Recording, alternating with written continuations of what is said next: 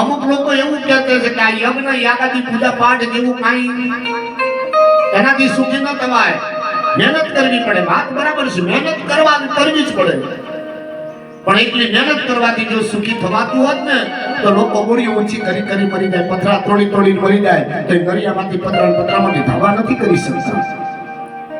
અમુક લોકો તમે જુઓ એસીમાં બેઠા બેઠા લાખો કરોડોના સોદા કરે છે, મહેનત મજૂરની વાત પછી નથી પાડતા.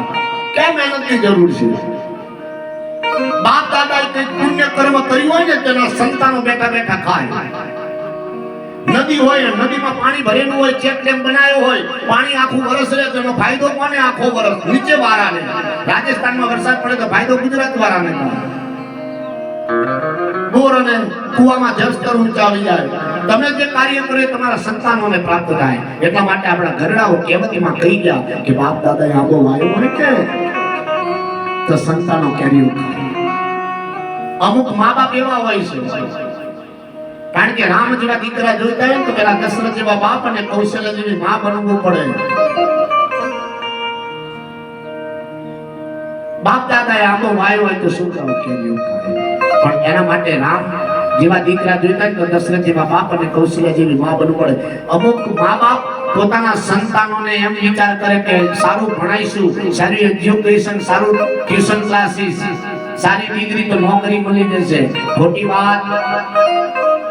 બીબીએ ને બીસીએ કરવા વાળા 25-30 માં કુડાય અને 10મા અને 12મા ફેલ થયેલા મહિનાના કરોડો કમાય છે અને ફોર્ચ્યુનર ગાડીમાં જમીનની દલાલી કરીને છે કે નહીં? ક્યાં દૂર આપણે જવાની જરૂર છે? આપણા ભારતના ગુજરાતના ગૃહમંત્રી જોઈ લો કેટલું ભણેલા છે, લાલ બત્તીમાં ફરે છે, અને ડિગ્રી વાળા આઈપીએસ. એટલે ઉપરવાળાની કૃપા હોય ને ત્યારે પથ્થરને લાત મારો પૈસો પેદા થાય ને હાથ નાખો ત્યાં અધારી ભરાઈ જાય. પણ એ ઉપરવાળાની કૃપા હોય ત્યારે. પણ ઉપરવાળાની કૃપા ક્યારે થાય? એવું નથી કહેતા ભગવાન કે રોજ મંદિરમાં આવો ને યજ્ઞ યાગાદી પૂજા પાઠ જ કરો. ના, ભૂદેવોને નહીં આપો, યજ્ઞ યાગાદી નહીં કરો તો ચાલશે. મા બાપની સેવા કરો, ગરીબોને ખાવાનું આપો, ચકલાઓને દાણા આપો, ગાય કૂતરા બલાડાઓની સેવા કરો, રોટલા આપો, કીડિયારું પૂરો.